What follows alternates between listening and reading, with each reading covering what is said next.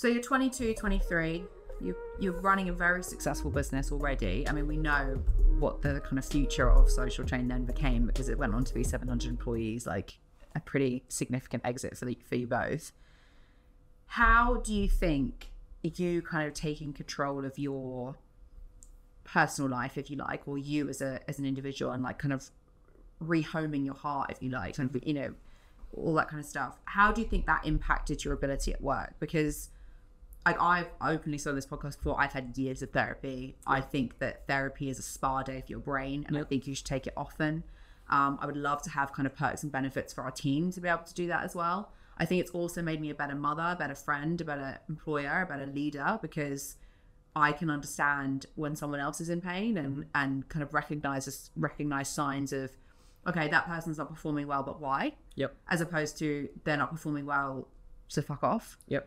Do you think it's impacted your... Massively. You know, when you've got someone in a leadership position talking about going to therapy and their struggles, the rest of the organisation goes, oh, well, they're talking about it, so I can talk about it. So they're okay to ask for help.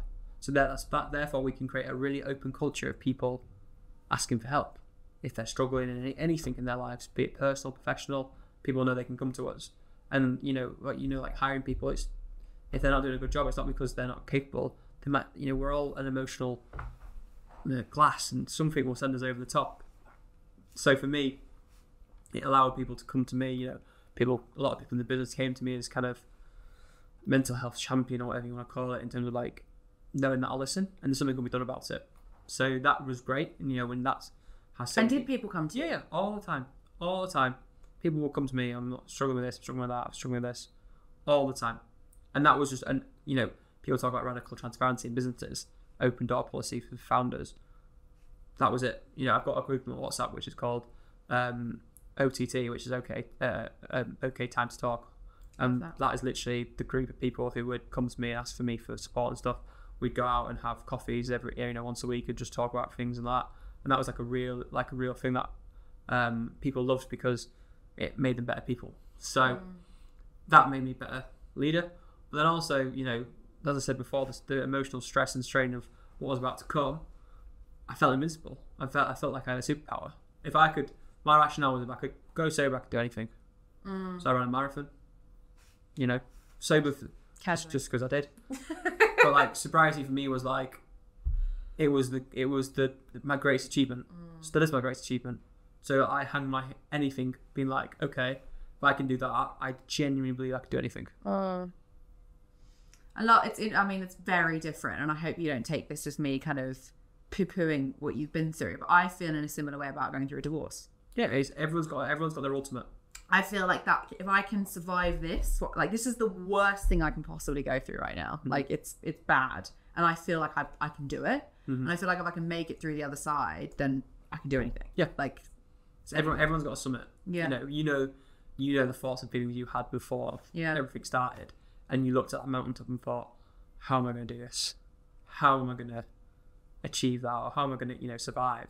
The same feelings I had. It's just a different context. Different context at the set, but still that feeling of there's a famous meme that we used to always post, and it was like the wave about to crash on the person. I know, and they're standing there looking at it. And that's what exactly. We use that. Yeah, I said to Steve, that's exactly how I feel. Yeah, it's exactly how I feel. I'm staring at this entire thing, and I feel like it's about to fall on me. And of course, I have to explain my alcohol problems in the form of memes, because it's the language we speak in. Just casually start. We're in memes. Got to keep it like it's how we communicate. It's how So that's how I felt, and that was my moment. And you realise the wave crashes on you, and you're still standing there, and you're a little bit wet, and you go, okay, well, the next wave, if it's bigger, I'll be fine. And the waves get bigger, and you get stronger, and everyone's got that kind of moment where they go, how the hell am I going to get through this? And I genuinely believe the more stuff you go through, the stronger you get. Yeah, I 100% believe that. And that's what... It's like your muscles. The more you lift and the more you literally break your muscles, the stronger you get. Folks are noticing. Yeah. Yeah, I've been doing quite a lot here. A lot of spare time here. Thank you. I see your Instagram, Dom, with your fucking 100k bike rides and all the shit that you're doing. I imagine you're very, very fit. To bring it back a little bit, kind of full circle from who you are versus personal brand, which in my view is the same thing. Steve gets you on your podcast, on the podcast, and we may as well call it the podcast because I feel like it is the only podcast pretty much that matters right now, like everywhere. Gets you on the Diary of CEO. You speak about stuff that we've just spoken about that you've never spoken about before. Did you know that you were going to talk about that going into that conversation, or again, Steve had no idea that I was going to talk about that. Yeah. Did you though? I knew that I needed to say some things. Yeah. I needed that kind of like how I've been feeling, what I've been going on. Like I needed to have that conversation with him, and like it was just a great place to have it because there's one opportunity. You can go into something and you can tiptoe around it, or you can just be an open, honest book. And like I say, in that podcast, I didn't say anything that I wasn't feeling. You heard the truth. And after that, then you can do whatever you want because everyone knows the truth is out there. Anyone can go and listen to it and hear about who I am. And then, again, you can move through life thinking, I've done that. And that's what it was for me. It was like, let's create something which is going to exist where people can reference and I can move past it. I don't have to explain myself again. People can try to listen to that. Yeah. So you do the podcast, you then do the TED Talk. Yeah. I feel like that's almost the time that I started kind of hearing about you and hearing about Stephen and hearing about like everything that Social Chain was doing, which it was quite some years ago.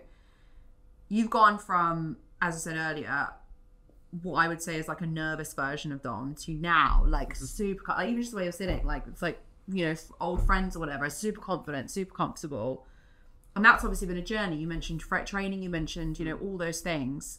So how did you go from that initial I'm going to go put my foot in the sand on this to you're now how many 80,000 followers on LinkedIn, like just launched a new business, exited Social Chain, people know who the fuck you are. You're not just Stephen Bartlett's co-founder anymore, you're Dominic McGregor. How did you get to that point? I think it's something where I don't think I'm at that point. Like all the things you said there, I'm still like, yeah, okay, cool. I'm just plodding along my own lane, doing my own thing. But I think it comes down to how I feel myself. Like I just feel genuine like content and happiness. Like everything I've done has been, I'm very proud of. I'm very happy. I'm a very fulfilled life, and I radiate that. I just express when you see who I am as a person, like deep down, just me. I'm just like happy. I've managed to help people, managed to build something, and it's just understanding of who I am and what I care about and who I want to be.